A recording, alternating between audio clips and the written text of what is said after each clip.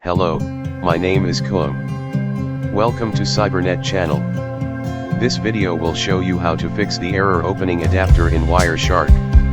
Let's open Wireshark to see how the error look like. The cause can originate from the npcap service.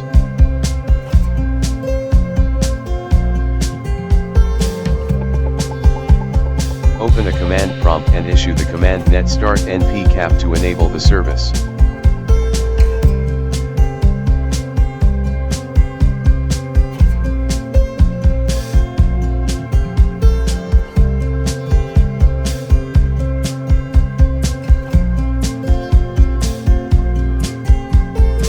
I close Wireshark and open it again.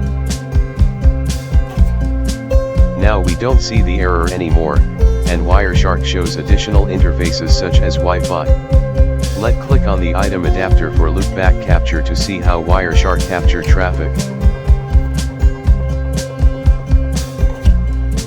Thank you for watching. Make sure to subscribe to this YouTube channel by clicking the subscribe button under this video.